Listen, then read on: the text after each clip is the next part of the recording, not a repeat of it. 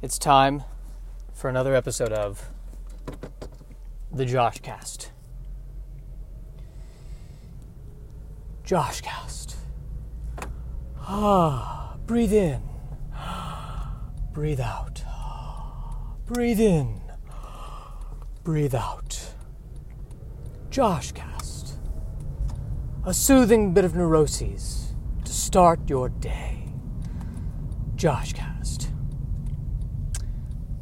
Thank you. So we're starting the Joshcast today with breath expert Elijah Montana. Thank you very much for being here, Elijah. It's a pleasure. Breathe in. Breathe out. Yeah, so I just want to maybe ask you a few questions about your process here. Certainly. Breathe in. Breathe out. Can you not? Can you just stop that for the interview part? Stop breathing. Breathe in. Breathe out.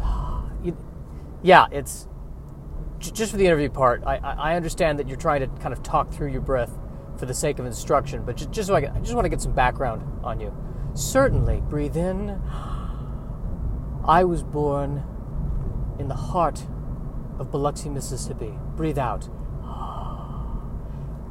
Yeah, I love what you're talking about. Can you just stop saying breathe in and then breathe out? Oh, no. Breathe in, breathe out. You see, what I believe, breathe in, is that people saying that the breath is autonomic and automatic, breathe out, are misleading themselves. Breathe in. I'm trying to make my breath as conscious as possible. Breathe out. So you're saying that even in the middle of every conversation, you just say breathe in and then breathe out. That's correct. Breathe in, breathe out. I mean, every conversation. Absolutely. Breathe in, breathe out. So even when you're fighting with someone, oh yes, breathe in, breathe out. Breathe in! That was a breathe out. That sneeze there was a breathe out. That sneeze there was a breathe out. Breathe in. Breathe out. Okay, all right. Sorry, you're stressing me out here. You've got to, please, just for the sake of the rest of this interview, stop audibly saying breathe in and breathe out. What would be the purpose, breathe in, of doing that? Breathe out. Why are you taking breaths in the middle of your sentences? Breathe in. I breathe where the Spirit tells me to breathe. Breathe out. But you just said that I can't do this. I can't do this. Breathe in. It's because you're not breathing in enough. Breathe out. You know what? This is great. I can't keep going with this. We need to move on. Thank you so much for coming out. Elijah Montana, ladies and gentlemen. It was a pleasure to be here. Breathe in. Breathe out. All right. Thank you. Go. You can go now. Please go. Please leave. Well, that was trademark annoying. Now I'm thinking about my breath, which I suppose is a good thing. It's been an interesting couple of days. I'm driving by a sign that says West Toluca Lake. Toluca Lake is the size of my thumb. There needs to be an east and a west. It's one of the smallest cities ever. It's smaller than my sense of accomplishment. That's how small Toluca Lake is. They really need a West Toluca Lake? Seriously? I think today I want to continue my diatribe on the new design of the Honda. I'm a concerned Honda driver. I take my Hondas very seriously. And I think what I don't like about these new designs is that they look meaner. I'm really not a fan of that. The first Honda my parents got was a 1990 Honda. They're still driving it. It looks fantastic, but it looks nice. Hondas should look nice. That is my opinion on the matter. The Honda is the car equivalent of the helpful Honda person. If the Honda looks too mean, they need to change it to be the hurtful Honda person. We understand you've been... you can't afford to get a new washer and dryer. That's right. Well, we're also going to break your car. What? We're going to take a bat to your car right now. Why would you do that? We're the hurtful Honda people. That seems counterintuitive to trying to sell cars. Not in this day and age. Have you seen Twitter? Have you seen Facebook? Have you seen Instagram? Hate is the rage. Hate is the new love. Honda, because we're absolute dicks. Ba-da-ba-ba-ba. I don't know why I'm using the McDonald's song for that, but I just did. Need to fill up the tank of gas soon. Gas is getting low. Gas price is getting higher. Move farther away. Spending more money. Anxiety. Now would be a good time to breathe in or breathe out.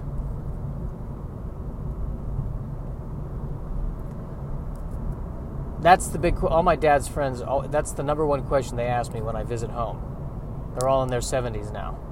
And the number one question... Well, what are the gas prices like in California? That's what they're asking me. I don't know. I guess what else do I want them to ask me? So, have you lost the will to live yet? Have you realized that you're never going to achieve your dreams? How are things?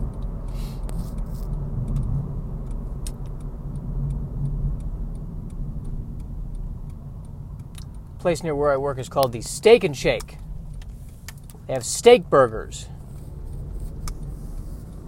What's the difference between a steak burger and a hamburger? And is there any difference? Like, is it actually a piece of steak on two buns? Or is it still ground beef? Because when I looked at the picture, it looked like ground beef. I'll tell you something. Even if it's ground steak...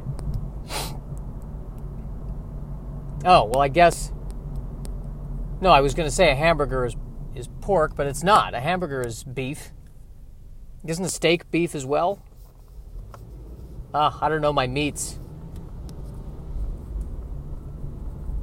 That's what we need to see. We need to see a Bond villain who has a plan that's related to meats.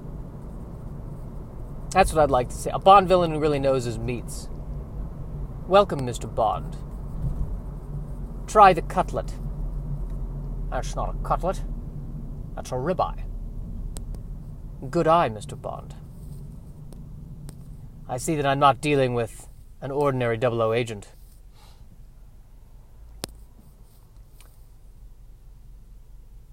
You expect me to talk? No, Mr. Bond. I expect you to enjoy this nice rump roast. How can you talk with your mouth full? Ah! Well, this is my henchman, Mr. Giggles. He kills people with pork. How exactly does that work? He takes raw pork and he throws it at people. At a lethal speed. He's killed more men with pork than Arby's. Ah ha ha ha ha! There's a Bond film. I think we call it Porkfinger. Yes. Yes. This has to happen. Somebody's got to write this.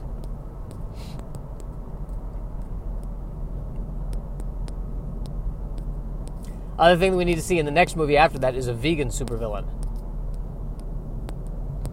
Yes, Mr. Bond, come in.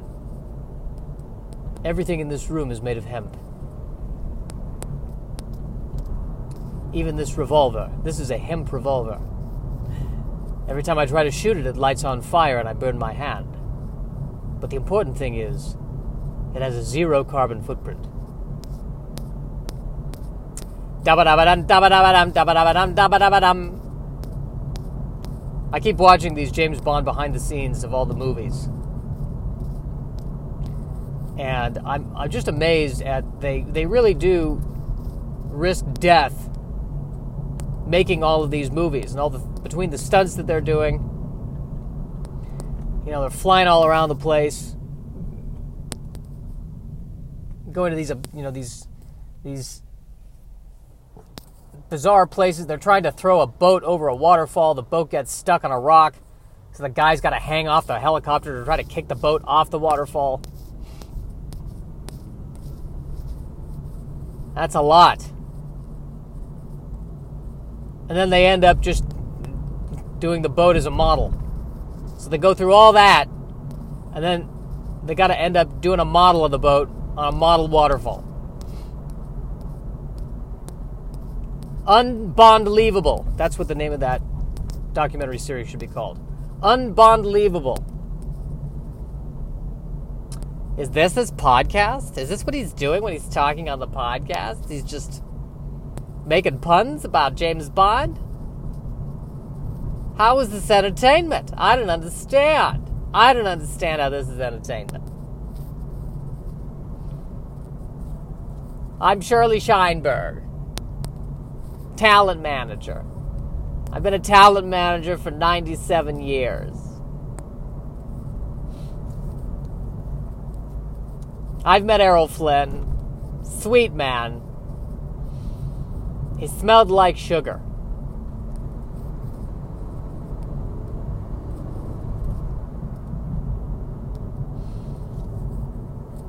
But if it's one thing that I'm good at, it's telling what's going to be a hit and what's not going to be a hit. And I'll tell you right now, this podcast, this is nothing. This is a waste of hard drive space. Am I using the term right? I don't know computers.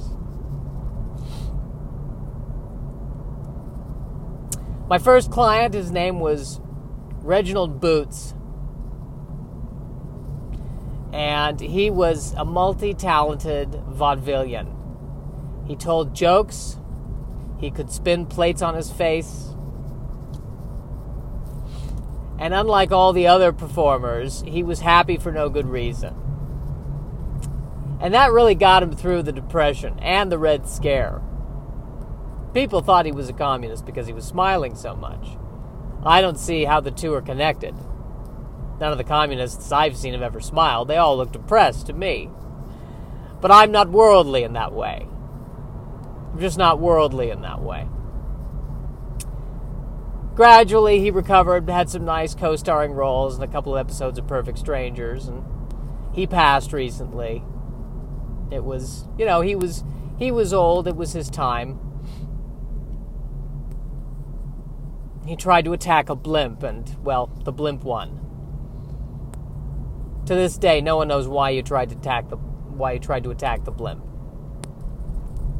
I think he thought that the blimp cheated on the blimp was sleeping with his wife. He wasn't all there at the end. Poor man, poor Boots. He was certainly one of my favorite clients. Happiest man you ever saw. And then, of course, I repped the famed starlet Lana Del Del, which was an interesting last name that she came up with herself. I told her not to do it. It just sounded odd to basically call yourself Lana of. But she was insistent. She was a headstrong girl, very headstrong.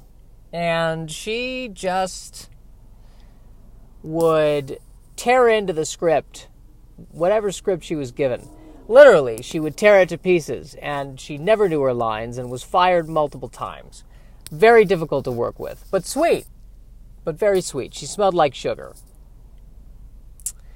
So that was a good client. And then briefly, I did represent Steve McQueen just for 20 minutes. He thought I was somebody else.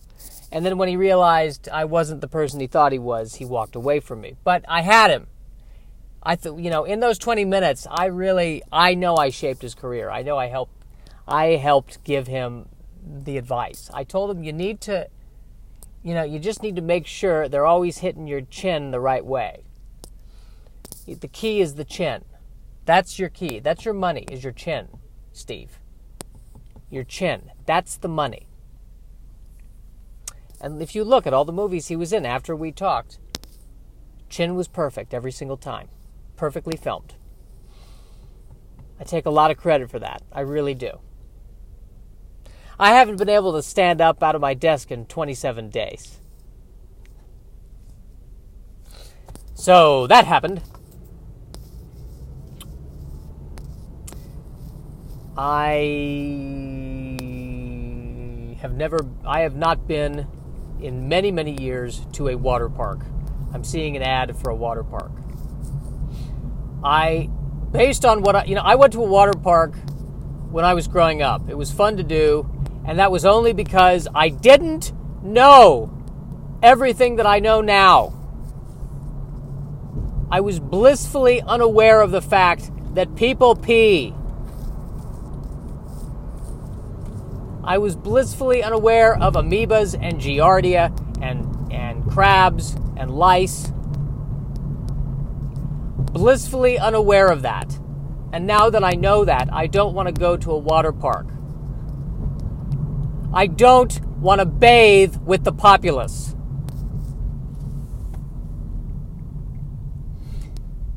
I don't want to mix myself in with people on Twitter. That's who goes there. The people on Twitter and Instagram. I want to keep them firmly in cyberspace, where I am concerned, where they belong.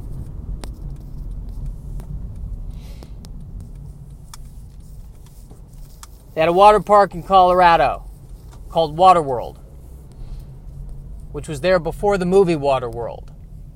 So that right there, it was hard for me to get on board with the movie because I thought, oh, they named it after the water park? Obviously, they didn't name it after the water park, but that was the association.